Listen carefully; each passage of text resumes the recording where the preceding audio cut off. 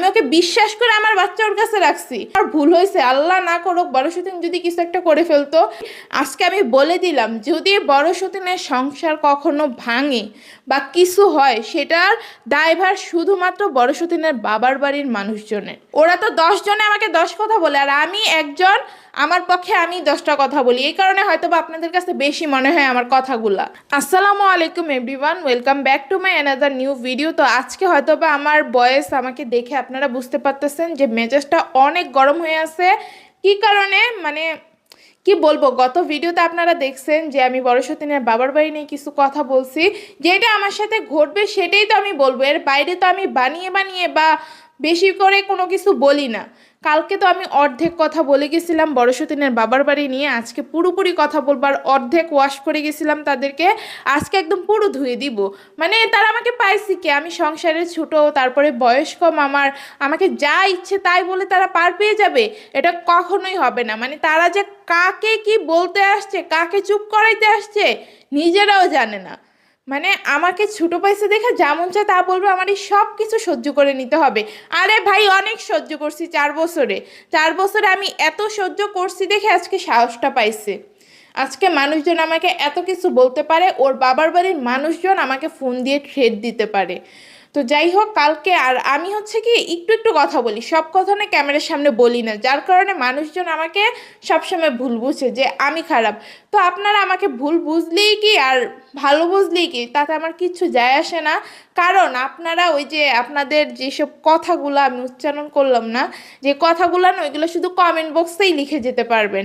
সামনাসামনি এসে কোনোদিন আমার একটা চুলও ছিঁড়তে পারবেন না। চুল ছিঁড়া তো দূরের থাক, আমার ধার কাছেও আসতে পারবেন না।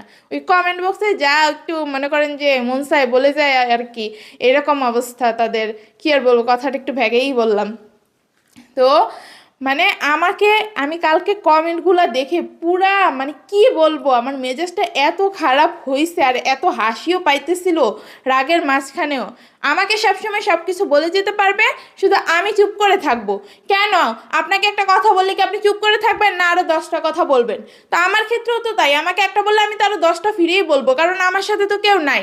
ওরা তো 10 জনে আমাকে 10 কথা বলে, আর আমি একজন, আমার পক্ষে আমি 10টা কথা বলি, এই কারণে হয়তো বা আপনাদের কাছে বেশি মনে হয় আমার কথাগুলা।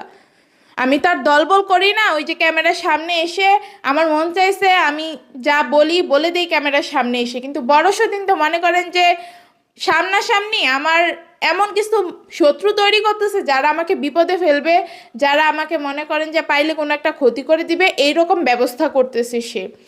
মানে ওর বাবার বাড়ির মানুষের কিভাবে সাহস হয় আমাকে ফোন দিয়ে থ্রেট দেওয়ার? এত বড় সাহসটা তারা পায় মানে কোথা থেকে? আর এই ধরনের চিন্তা ভাবনা তাদের আসে থেকে, যে আমাকে থ্রেট দেয় আমি যেন তাদের মেয়েকে নিয়ে কথা না বলি। আজকে আমি বলে দিলাম, যদি বড় সতীনের সংসার কখনো ভাঙে বা কিছু হয়, সেটার দায়ভার শুধুমাত্র বড় সতীনের বাবার বাড়ির মানুষজনের। এটি আমি বলে দিলাম। মানে এক্সট্রা করে বা আলাদা করে আমি কারোর নাম বলতেছি না যে তার কারণে সংসারটা ভাঙবে, মানে বাবার বাড়ির মানুষজনের জন্য ওর সংসারটা ভাঙবে। তারপরে আমি না একটা কমেন্ট দেখে আমি হাসতে হাসতে শেষ। আমাকে কমেন্ট করতেছে আমি নাকি অনেক খারাপ, কি জানি খুলনা সাতক্ষীরা ওই সব জায়গার মানুষজন নাকি অনেক সহজ সরল হয়, আমি নাকি বড় সতীনের এই সরলতার সুযোগ নিয়ে এই সংসারে আসছি সংসার করতে, এখন বড় সতীনকে ভাগাই দিতে চাই। আরে বেডি, আমি কি জামাই দেখাইছিলাম? মহিলা একটা, মানে কি জানি কইতে মন চাইতেছে আমার, কইতে পারতেছি না ভিডিওর সামনে। মানে কয় আমি নাকি বড় সতীনের সরলতার সুযোগ নিছি। আরে সতীনের ঘরে কে রে এই সরলতার সুযোগ নিতে? আর আমি কি একটা কি বলে বিয়েটা বেরিয়েছিলাম যে আমার 10টা 12টা বাচ্চা আছে, আমি আরো 2-3টা সংসার করে আইছি, এই কারণে আমার সতীনের সংসার করা লাগবে? কোন দিক দিয়ে আমি কম ছিলাম? এখন নাইলে আমি ছোট সতীন থেকে তোর আর কইতে কি জানি কইলাম না আর, কইতে বাদে আর কি, যে আমি সুন্দরী, তারপরে আমি সব দিক দিয়েই ঠিক আছে, আমি নিজেরটা তো নিজে বুঝি যে আমি একটা সংসার সামলাইতে পারবো নাকি। এই যে বড় সেদিন চলে গেছে, আমি সংসারটা সামলাইতেছি না, সব কিছু করতেছি না, বাচ্চার দেখভাল করতেছি না, করতেছি তো। তারপরে কি কমেন্ট করে আমি নাকি ইচ্ছে করে বাচ্চাদেরকে বড় সতীনের কাছে রাখছি, আমি শাশুড়ির কাছেও তো রাখতে পারতাম। আরে প্রত্যেকটা ভিডিওতে বলি, আমার শাশুড়ি যে ভিডিওগুলোতে আসে ওইগুলা কি পরিমাণ তাড়াহুড়ার মধ্যে করে, ভিডিও করে একদিক দিয়ে এসে কি একটু 2-3 মিনিট কথা বলে যায়, তারপরে আবার অফিসে চলে যায়। তার মানে এত ব্যস্ত আমার শাশুড়ি মা, সেই ব্যস্ততার মধ্যে একটু আসে বলে যে, মানে আমার শাশুড়ি মা তো বাড়িতেই থাকে না, 2-3 ঘন্টার জন্য আসে দিনের বেলা, তারপরে আবার চলে যায়। তো তার কাছে আমি বাচ্চা দিয়ে কিভাবে রাখবো? শ্বশুরের কাছে রাখবো? মানে একটা পুরুষ মানুষের কাছে একটা বাচ্চাকে রাখা যায়? আমি তো বড় সতীনকে মানে বিশ্বাস করছি দেখি আমার বাচ্চা ওর কাছে রাখছি। এখন তো মনে হইতেছে আমার ভুল হয়েছে, আল্লাহ না করুক বড় সতীন যদি কিছু একটা করে ফেলতো। আপনারা যেভাবে বলতেছেন, আমি ওকে বিশ্বাস করে আমার বাচ্চা ওর কাছে রাখছি, আমার কাছ থেকে কোনোদিন বাচ্চা দূরে রাখি নাই, বিশ্বাস করে দেখেই তো রেখে গেছি রে ভাই। আর সেটারে আপনারা কত কিছু বানাই দিছেন, বাচ্চা বাপের কাছে রাখতে পারতাম। মানে এটা ফার্স্টেই বললাম যে পুরুষ মানুষ কি বাচ্চা কখনো রাখতে পারে ঠিকঠাকভাবে? আমার শাশুড়ি বাসায় থাকে না, তো একমাত্র বিশ্বাস করার মতো মানুষটাই ছিল বড় সতীন, যার কারণে ওর কাছে আমি বাচ্চা দিয়ে রাখছি বিশ্বাস করে। এখন বড় সতীনেরও ওইটা নিয়ে একদম খারাপ লেগে গেছে, বাচ্চা কেন ওর কাছে রাখছি। আরে ভাই, আর কারোর কাছে না রেখে তোমার কাছে রাখছি। ওর মানে আমার মেয়ে কিন্তু তার দাদারে অনেক পছন্দ করে, যদি থাকতে বলি থাকতো, কিন্তু আমার সেই বিশ্বাসটা হয় নাই যে দাদার কাছে আমি দিয়ে রাখবো। তো ও বলে যে বাচ্চা দিয়ে রেখে দিছি, তারপরে আমি জামাই নিয়ে বসে আছি, এটা তার একদম খারাপ লেগে গেছে। মানে আমি আমার কপালের দোষ, কারোর দোষ না ভাই, আমার কপালের দোষ আর আমার মাথাটার দোষ, যে আমি কেন সতীনের সংসারে আসছিলাম। যে আমার কি এতই ঠেকা পড়ছিল নাকি আমি নাকি সরলতার সুযোগ নিয়ে সতীনের সংসারে আসবো? এই জিনিস কখনো দেখছেন? এই জিনিস কখন করে মানুষজন? যখন পরকীয়া করে তখনও তো এইসব করে না, যে সতীনের সরলতার সুযোগ নিবে। এগুলা দেখা যায় হইতেছে গিয়া ওই যে ঠাকুরমার ঝুলি কার্টুনের মধ্যে, যেগুলো অবাস্তব জিনিস। বাস্তবে কি কখনো সম্ভব? বড় সতীনের মন চাইছে, ও সতীন আনছে।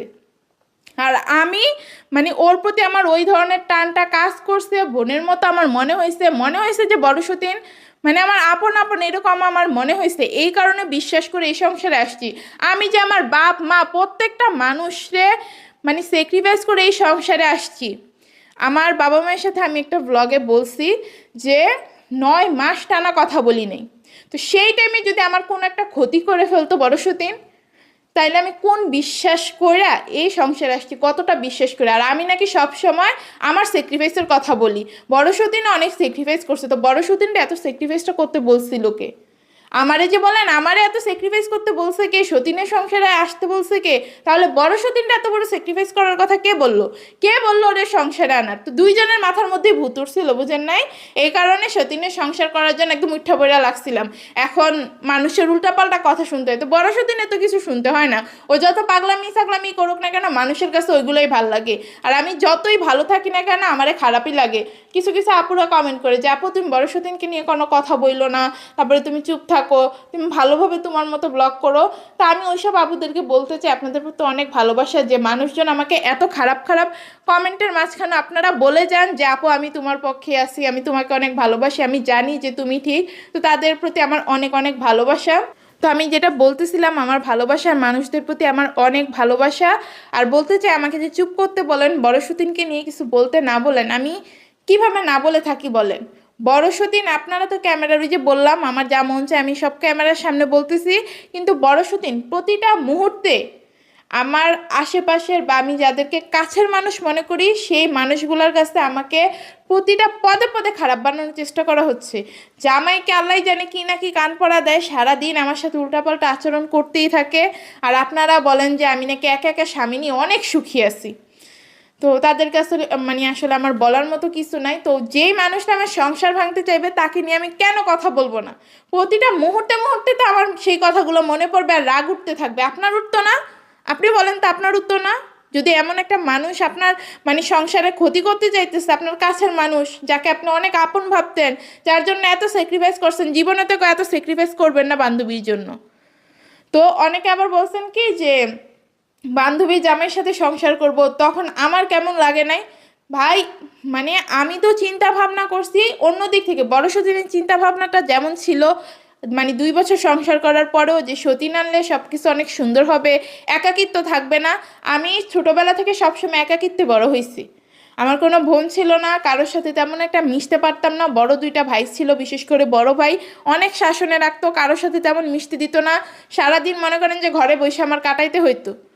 তো যার কারণে আমি ভাবছি কি, যদি এরকম একটা সতীন পাই, আমার সতীনকে আমার কাছে এত ভাল লাগছে আমি আপনাদেরকে বলে বোঝাতে পারবো না। এত বিশ্বাসযোগ্য আর ভালোবাসার মানুষ মনে হয়েছে আমার বড় সতীনকে, সহজ সরল আপনারা যেটা বলেন সেরকমই আমার মনে হয়েছে। তো আমি ভাবছি যে এরকম যদি একটা পাই তো আমার তো আর কোনো সমস্যাই নেই। একটা বান্ধবী পাইলাম, দুইজন মিলেমিশে সংসার করব, সারাদিন গল্প গুজব, ঘুরানো বেড়ানো সব কিছু করবো।